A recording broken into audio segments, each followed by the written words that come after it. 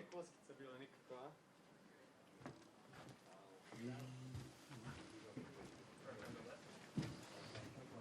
Thank you. Yeah. I know you're not going to pick us up. Why not? I mean, I don't like it, but because it's you, I'll stand up. And cheers. Cheers. I'd just like to propose a toast to Novak, who, as we all see again tonight, exemplary performance. I remember back in 2008, you christened the transformed blue tennis courts. And that was your first year winning. And I remember in the locker room afterwards, Kerry, remember that experience. So it was a special moment. So from then to now, 9 Australian Opens. Congrats, Novak. Thanks for the way you did it.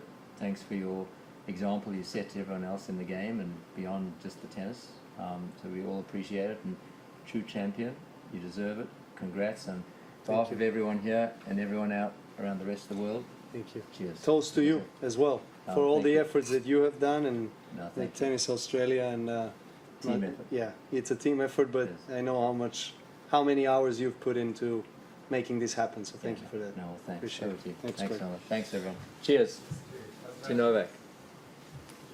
Not bad. Okay.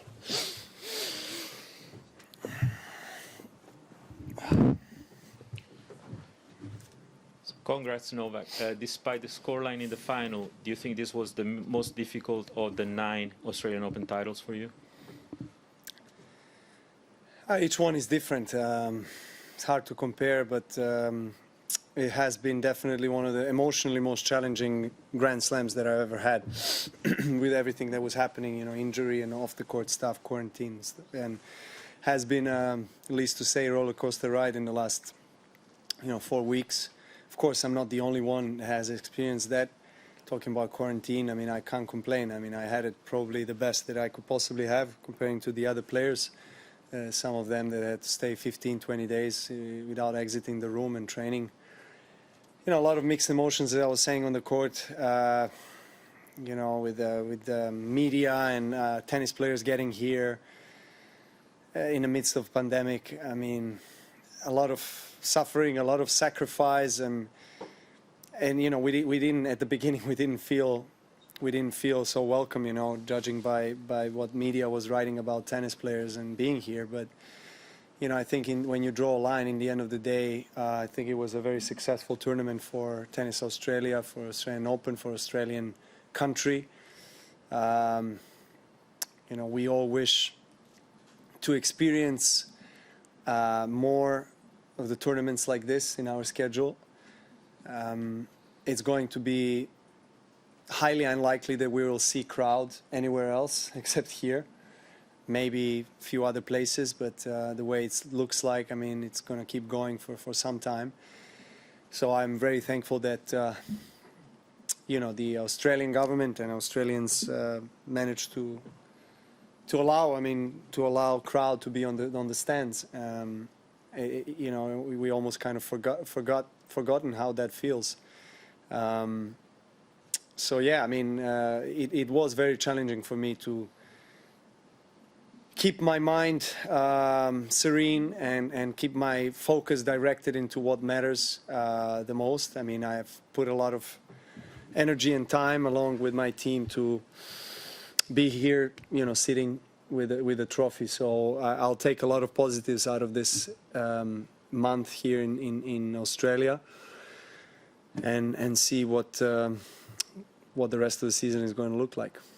Great.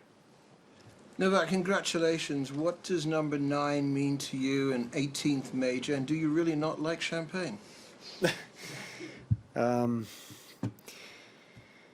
When you're a young tennis player, I think 99.9% of players kids that get a racket in their hands and start dreaming about what they want to achieve is Grand Slam, winning a major.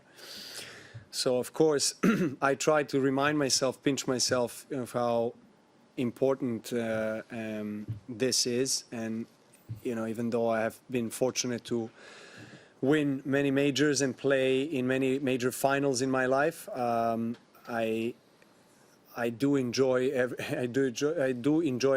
the success every single time even more, because I know that the longer the time passes, the more difficult it's going to become for me to get my hands on a major trophy, because you have, of course, new young players coming up that are as hungry as you, or maybe even hungrier, and they're coming up and they're challenging me and, you know, Roger and Rafa. They have been mostly, you know, dominating the slams in the last 15 years.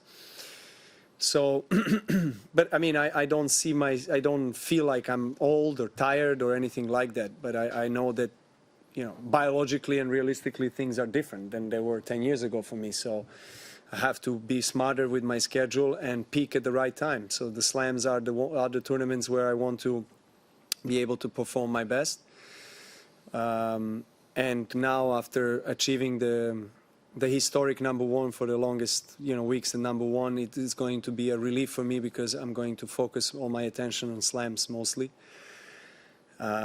Because when you are, you know, going for #1 rankings, you kind of have to be playing the entire season, and you have to be playing well, and you have to play all the tournaments. So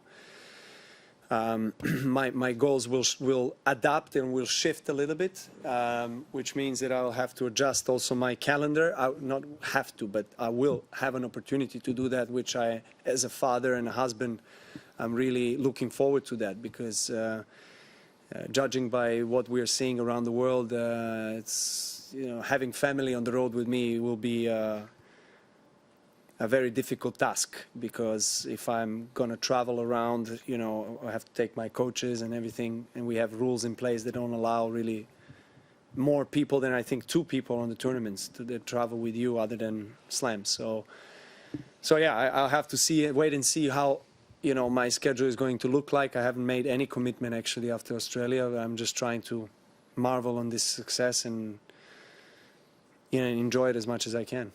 Chris? You've won the tournament, nothing to hide from any other players. Could you share with us the injury and what you've done over the last 9 days to get yourself to where you are now? Well, it is a tear, a muscle tear of the abdominal oblique muscle. I felt it right away when it happened against Fritz in the 3rd round. That's what I said on the post-match interview. I was kind of guessing, but I felt just that it's a tear because of the snap and the way I felt after that. I know there's been a lot of speculations, people questioning whether I'm injured, how can I recover so quickly, it's impossible to do that. I get it. I mean, look, everyone is entitled on their own, for their own opinion, and everybody has the freedom and the right to say what they want and criticize others. I just felt like it was a bit unfair at times, but hey, you know, it's not first nor the last time.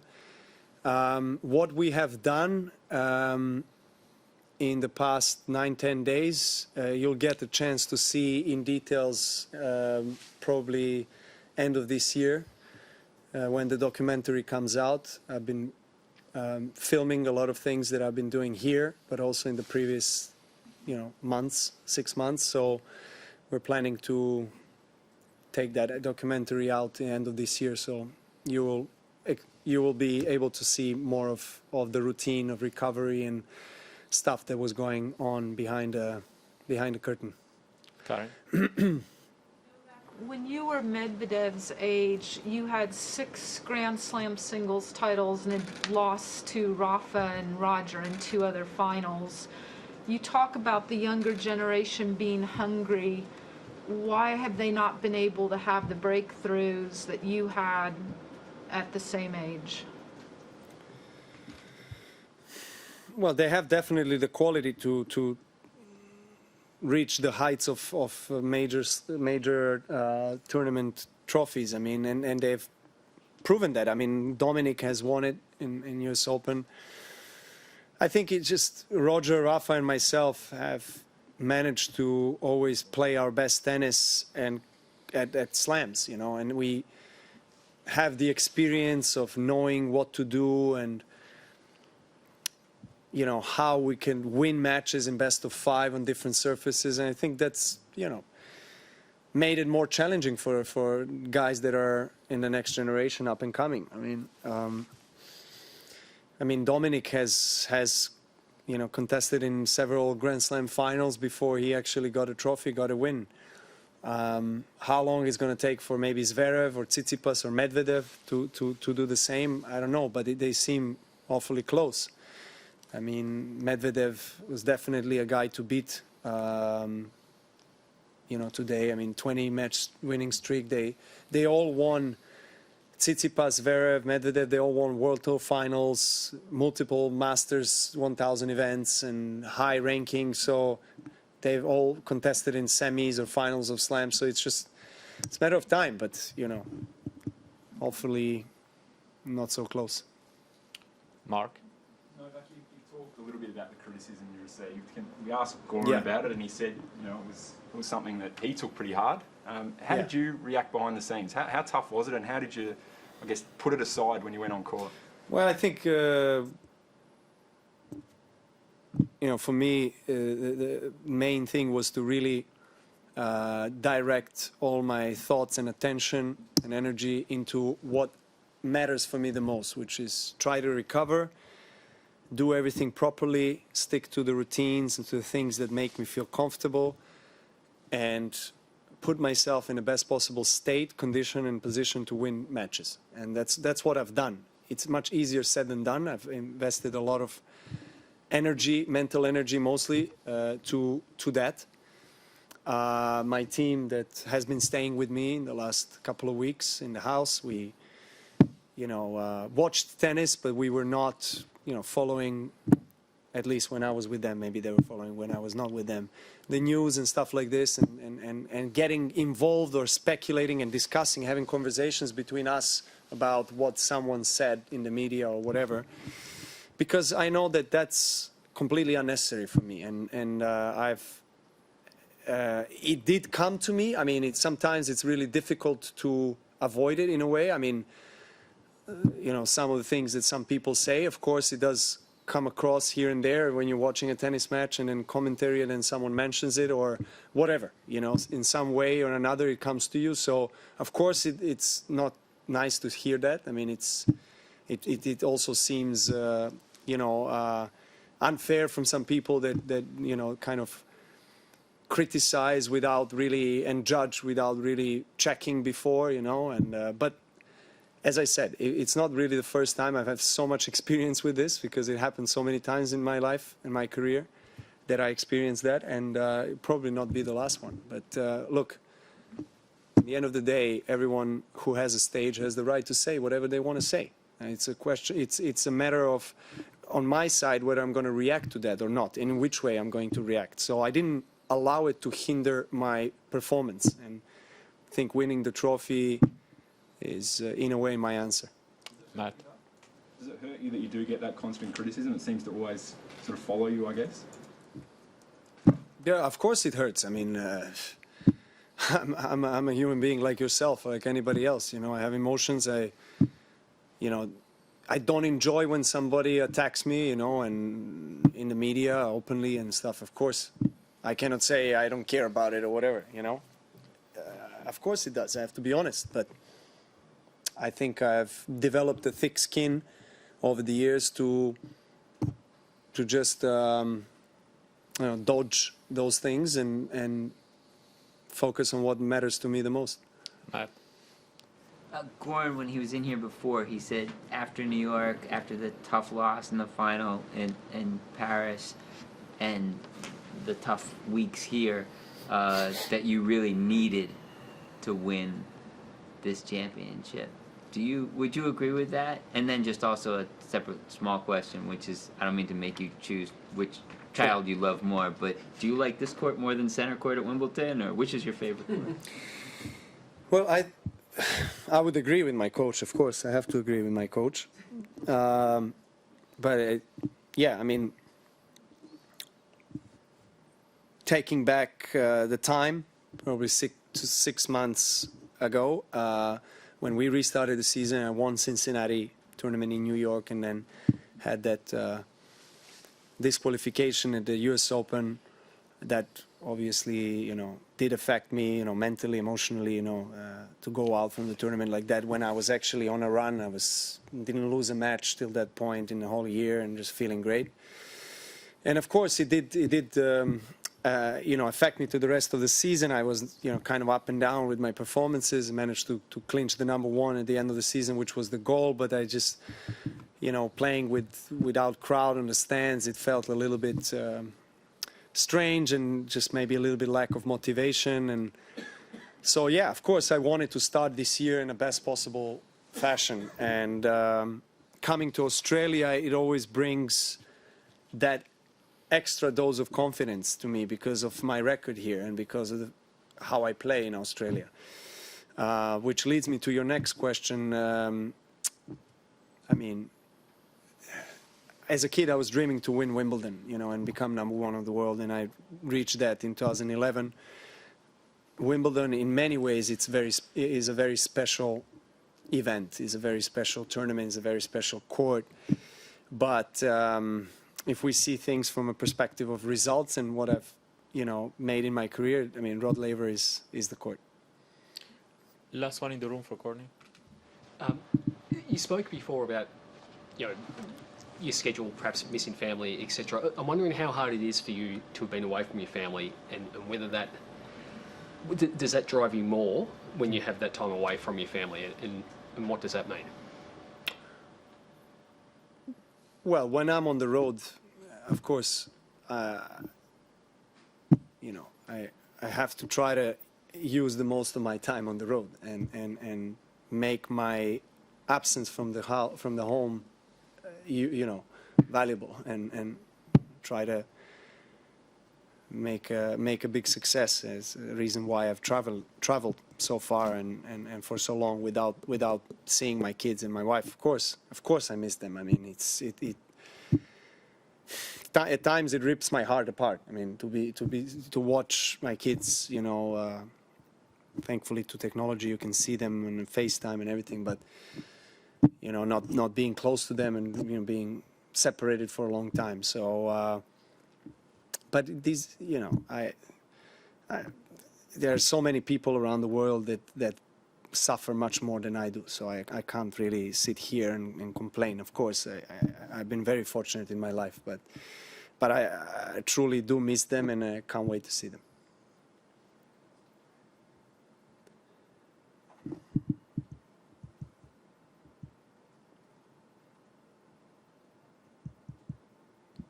And I don't like champagne. Someone asked me about champagne. I don't. It's just... We'll go to online questions, and first one is from metro.co.uk, George Belshaw. Hi, Novak. Well done today. Thank you. You spoke a bit about your goals and your schedule earlier. I remember last year you kind of won the Australian Open. You said, I want to go the whole season unbeaten. Is that something you still harbour as a goal, even with a reduced schedule? And long term, Goran was just saying he thinks Rafa's definitely going to win 1 or 2 more French Opens, which would then take you needing to pass him to around 23. Do you then start looking at people like Margaret Court and Serena's record? Look, I don't plan to go unbeaten the whole year. I'm not thinking about it, but I certainly want to win every match that I play. So I hope that answers the question in a way. But I will have to revise my schedule comparing to the last year or any other season before this, and I've explained my reasons why. And obviously, time away from family definitely something that has an impact on me. So I'll have to see with these rules and regulations and restrictions in place, so all over the world, in Europe, and not being able to take my family on the road is something that is a big problem for me.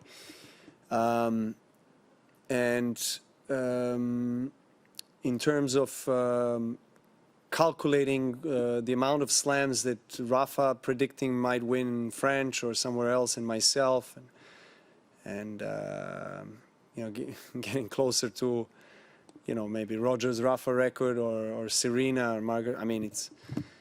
Look, everyone has their own journey and their own way of making history, and they've made history already. I mean, they made a tremendous mark in our sport.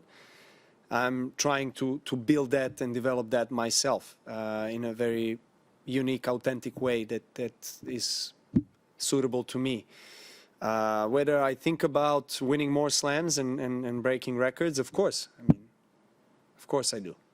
And most of my attention and my energy from this day forward is, you know, and until I retire from tennis, is going to be directed in majors and trying to win more major trophies. Next question, thank you, from the Associated Press, Howard Fendrick.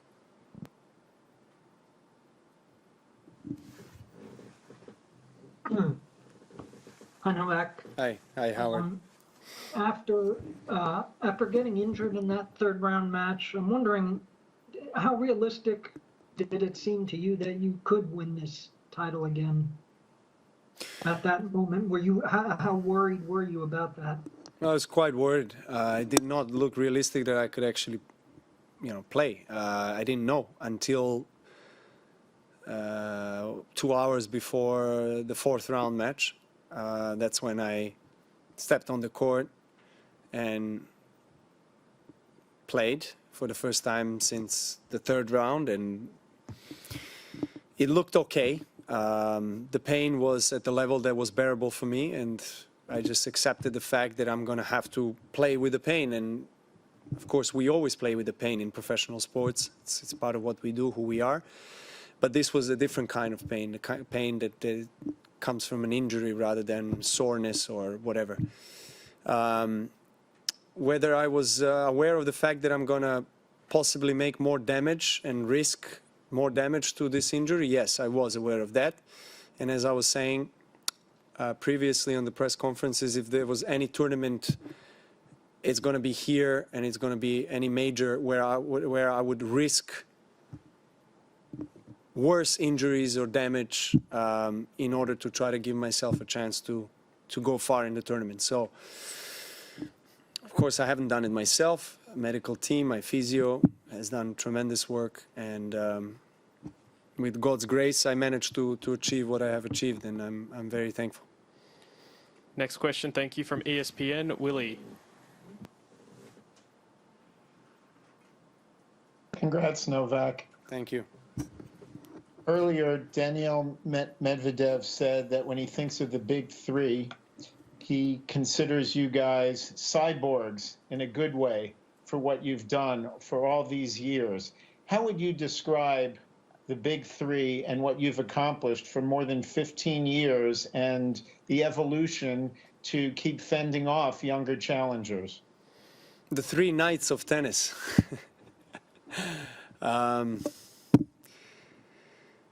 Daniil, first of all, I have to say that you know, he did really pleasantly surprise me with his kind words and the closing ceremony. Thank him for that. He's a great guy. He showed why. He was very humble and showed a lot of humility and respect. And I mean, I think of him greatly on and off the court. I mean, on the court, he just wasn't his day today, but he had a tremendous run, and I'm sure we'll see more of him in the future. And yeah, I don't know how else I would describe the three of us. I mean, I guess I'm not thinking about it in that way so much, but Roger and Rafa inspire me. That's something that I've said before, and I'll say it again. I mean, and I think as long as they go, I'll go. You know, and I think it's a way, in a way, it's like a race who plays tennis more, I guess, and who wins more. So it's a competition between us in you know, in all areas. But I think that's the very reason why we are who we are, and because we do drive each other, we motivate each other, we push each other to the limit. Next question, thank you, from Xinhua News Agency, Dongjing Yu. Thank you very much. First, congratulations, Novak. Thank you. And when you look back the past 12 months, especially when you were hit by the COVID-19 and later injuries, but finally you overcame them and achieved another milestone in career. So what are your overall emotions after such a challenging year? Thank you. Well, year just started. The new season just started, but last season was as it was, 6 months of no tennis in the middle of the season. And I've been fortunate, I think, in my career to always start the seasons very well. I mean, 9 years I managed to start with the win in Australia. That, in a way, sets the tone for the rest of the season for me. And it's why I love coming to Australia, and I have always extra motivation to perform well in Australian summer tournaments, especially Australian Open, because I know that if I win here, then it just gives me huge wind in my sails for the rest of the year. So yeah, it's very strange times. Crowd, no crowd, restrictions, quarantines. I mean, every country, every tournament is different.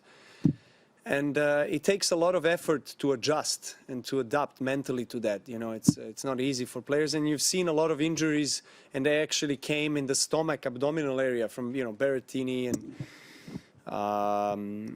Dimitrov and even Dominic Thiem. I mean, there's so many players that, top players as well, that are considered the fittest, and that they kind of separate themselves from the rest of the players because they're so fit and ready. But this quarantine and these kind of circumstances has definitely had a toll on our bodies.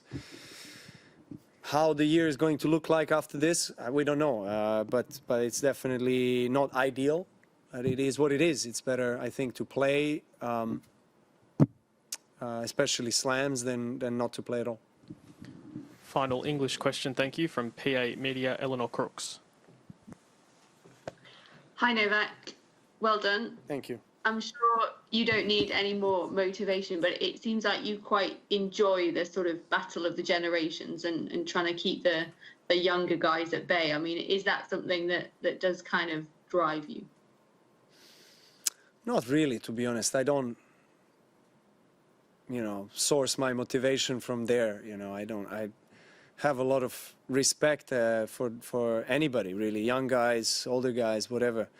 They're all going through the hardship and the tough hours on the court, off the court, to be able to play at the highest level of tennis. So I have tremendous respect for anybody that is in the tennis shoes and competing in this level.